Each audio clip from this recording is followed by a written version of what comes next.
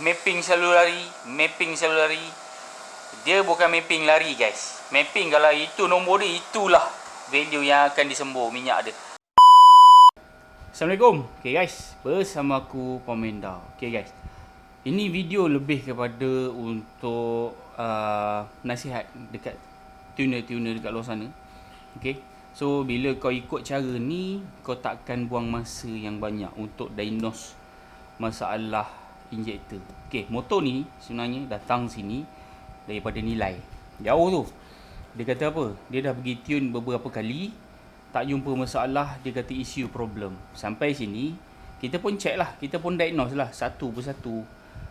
Dari side issue, dari side benda lain. Okay, hujung-hujung kita jumpa apa? Injektor dia problem.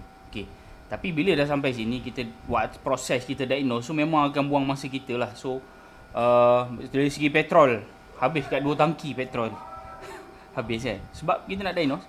Okay, so korang tengok dulu problem injektor ni macam mana. Jadi kalau korang tuner, korang dapat masalah yang sama macam ni, tak payah fikir panjang, tukar injektor, terus tune, tak buang masa, tak buang minyak.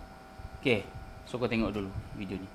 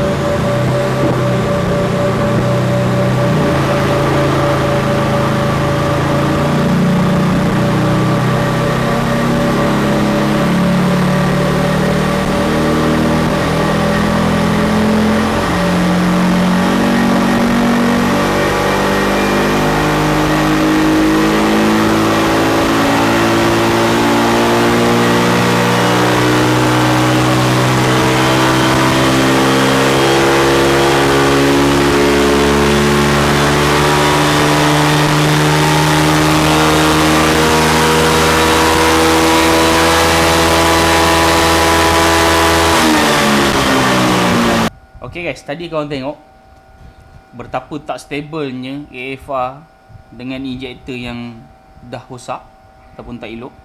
Okay, sekarang ni aku dah masuk injektor yang elok dan sempurna. Okay, kau boleh tengok AFR dia.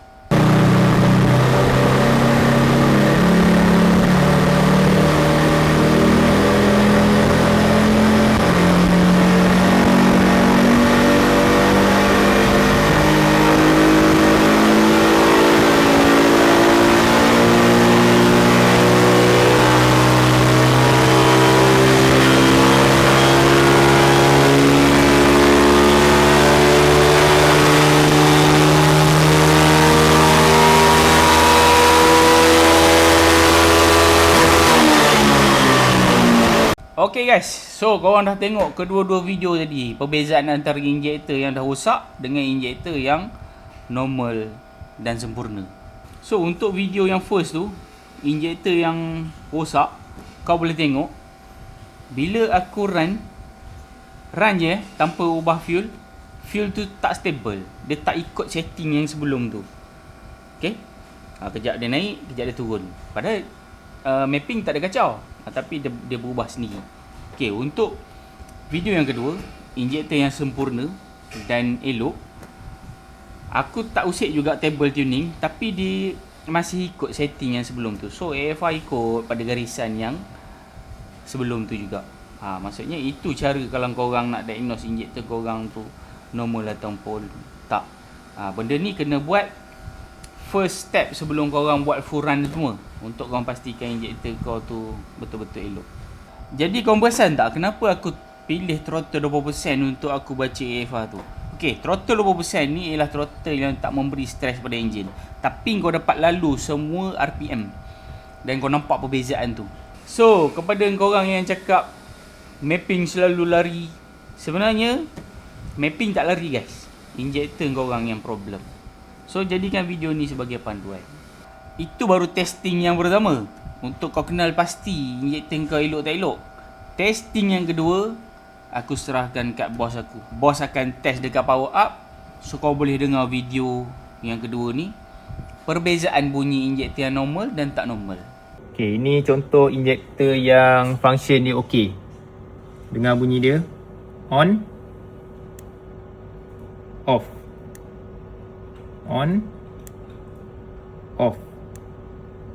On. Off. Dengar bila off tu dia satu klik je. On, satu klik. Off, satu klik. Okay, ni lagi satu contoh injektor yang ada problem. Dengar bunyi dia baik-baik. Ni on dan off. Dengar off dia ada dua klik. On, satu klik. Off. On. Off. On. Off. So, kepada tuner-tuner kat luar sana, jadikan video ni sebagai panduan. Kalau tak nak buang masa, buang minyak, buang tenaga. Okay guys, ciao.